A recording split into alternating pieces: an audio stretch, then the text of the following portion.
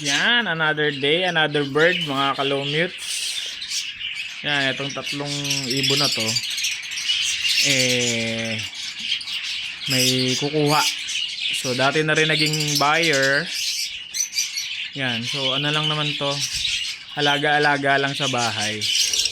So nag-message sila, actually nag-iwan ng number dun sa dati kong work. Tapos pinorward naman sa akin ni ng kasamahan ko dati sa work yung number. So tinawagan natin. So naghahanap sila ng tatlong female na birds. So ito mga tatlong female din to. Alam ko yung mga to possible split sa ino. So yan, hindi naman sila talagang breeder na nag-i-aim sa mga mutation.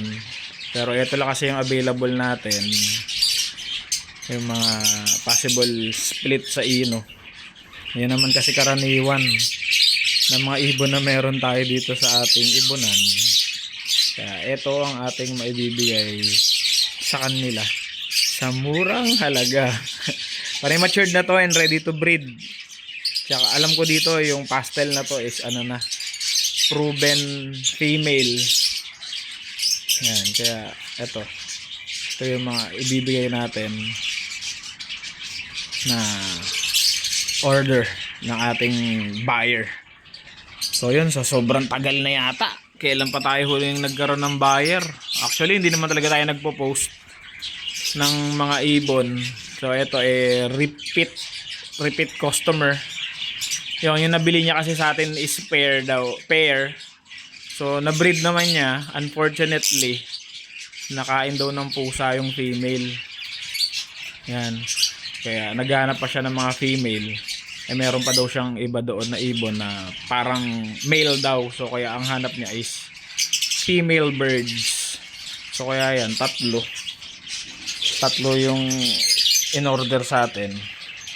So kaya yan, i-deliver muna natin tong mga cute at kagagandang mga ibon na to.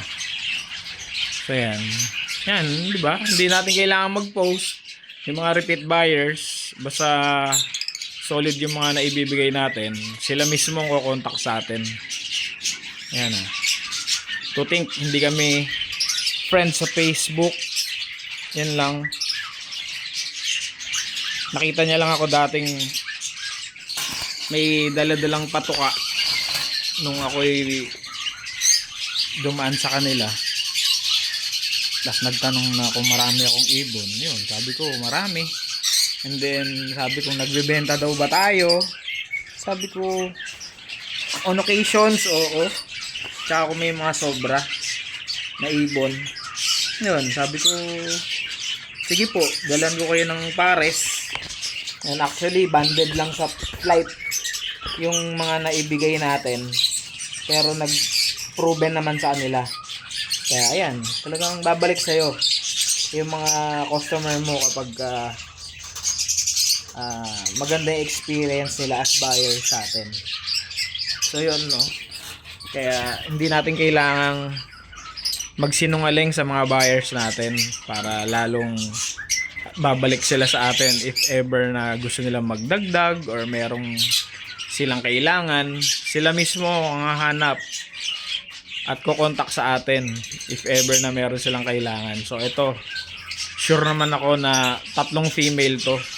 So hopefully panay male nga yung nasa kanila para magamit itong mga ibon na to. So sana lang din may mga kargang ino yung napunta sa kanila, na meron sila. Pero alam ko yung mga nakuha nila sa akin before meron din kargang ino. So mamaya try nating videohan kung anong mga ibon meron doon sa kanila. Yan. Yan ganda, di ba? Yun, hindi tayo payagan nag-video. Nanakaw na lang tayo ng mga videos kung anong merong mga ibon doon sa bahay nila. So yan, out muna tayo mga kaibon, mga kalomutes, at di-deliver muna natin to.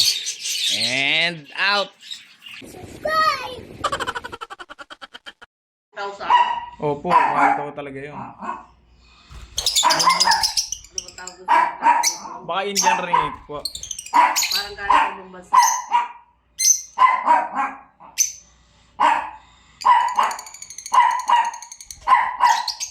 Meron ako dati ng ano, yung mga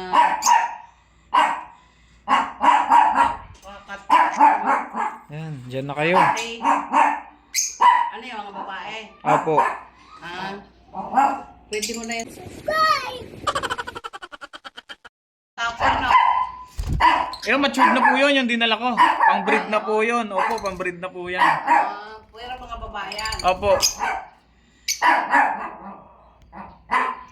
Kanina nasabi niya sa kwardiya, siguro manala yun. Kasi wala man ako telephone number ko, hindi ko nakuha. Nag-resign na po kasi ako sa co-op. Wala na po ako doon. Buti. Ano, present ka na? Opo. Buti, nalaman mo. Kinuha nung kasamahan ko dati sa trabaho yung number ni sir. Kaya po, yun, tinawagan ko po. Tingnan ko naman kung may number ka sa akin, wala naman.